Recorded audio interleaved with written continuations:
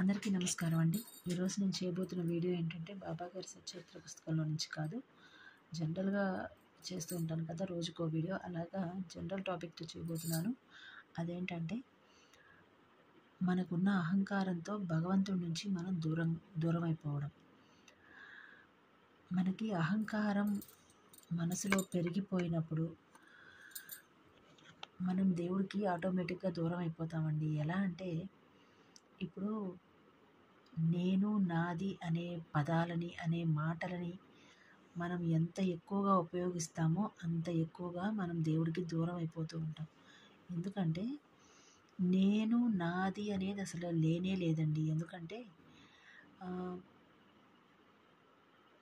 నా అంతట నేను ఈ భూమి మీదకి రాలేదు. అది మనమంతట మనం ఎవరికి వాళ్ళు ఇండివిజువల్గా ఈ భూమి మీదకి రాలేదు. ఎవరో మనల్ని తీసుకొచ్చారు. అంటే ఒక జీవి మనల్ని ఈ భూమి మీదకి తీసుకొచ్చింది. అప్పుడు ఆ జీవితో కలిపి మనం అవుతాం, కానీ నేను అవను కదా.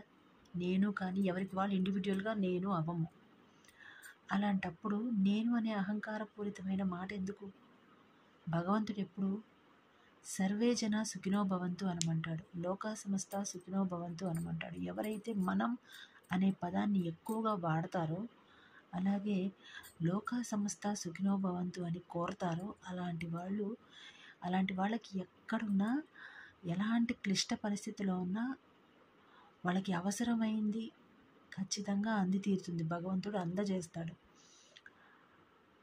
ఇంకా అది మాత్రమే కాకుండా ఏంటంటే కొందరు ఉంటారు భక్తితో మంచిగా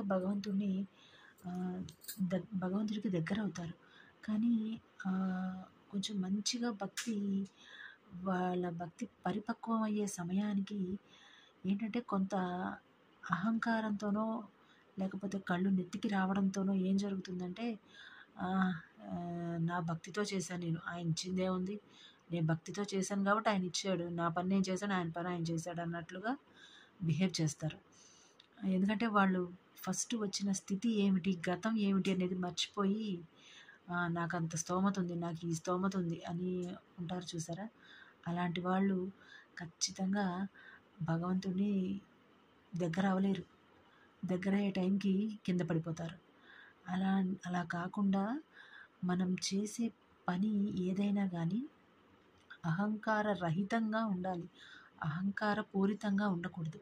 ఎట్లా అంటే ఇప్పుడు మనం ఏదైనా డాక్టర్ దగ్గరికి వెళ్తామనుకోండి, ఆ డాక్టరు అతను మనల్ని చెక్ చేసి మందులు ఇచ్చేసి పంపించేశాడు అనుకోండి, ఎట్లా ఉంటుంది? కానీ ఆ డాక్టర్స్ అలా చేయరు. ఒకవేళ బాగా రోగగ్రస్త